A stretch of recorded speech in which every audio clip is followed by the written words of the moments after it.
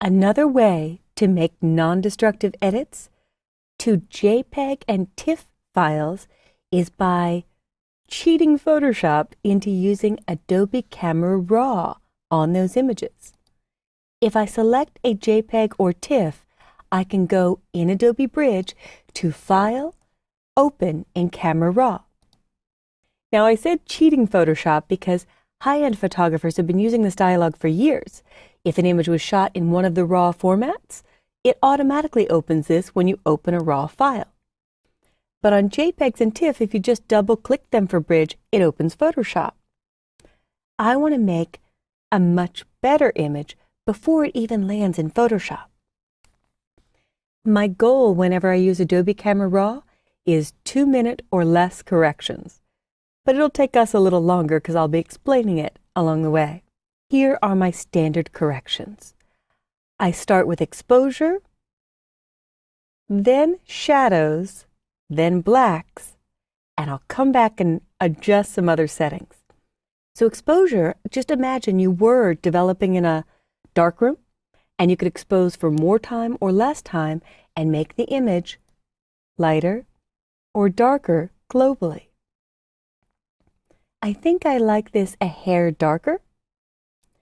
I almost always go to shadows next. Shadows will open up all the detail in the darkest areas, really revealing a lot here in the background along the pier or in the wood down below.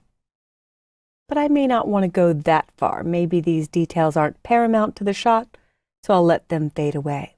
I love the blacks setting for making the blacks in the image darker, which helps contrast. But I chose to do blacks first before contrast so you see what it does. So if I slide blacks to the left, it's not just lightening or darkening shadows, it's taking what it sees as black and making it darker.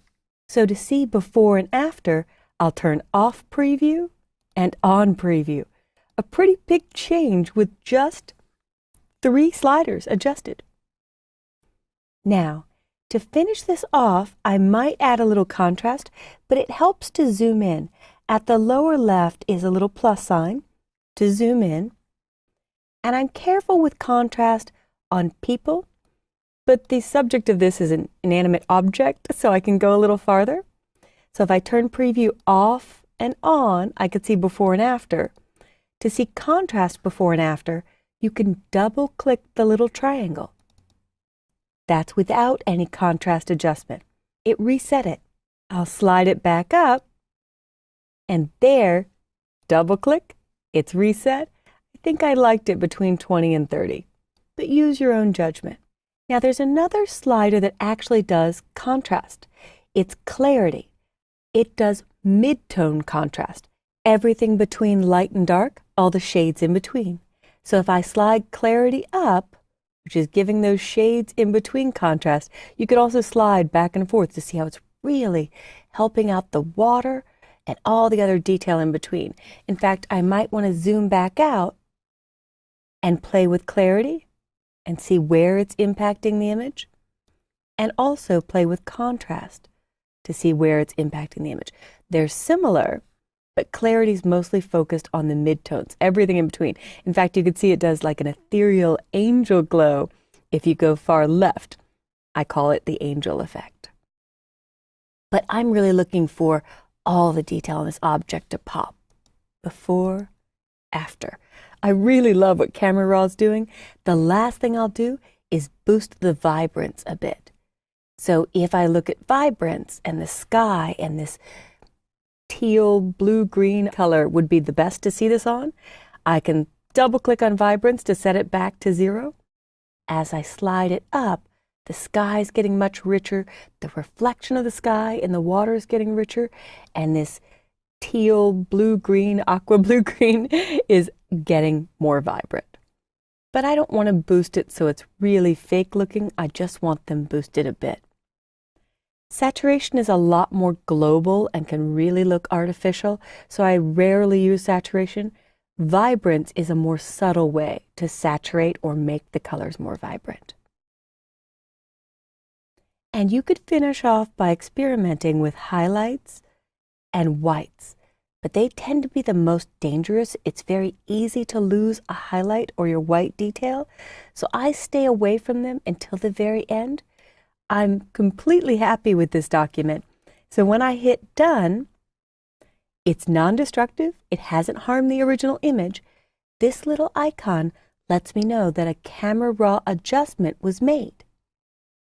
To commit to the camera raw adjustment, if you're going to be placing into a program like Adobe InDesign to do a brochure, you would double-click the image, hit Open Image, and here it is.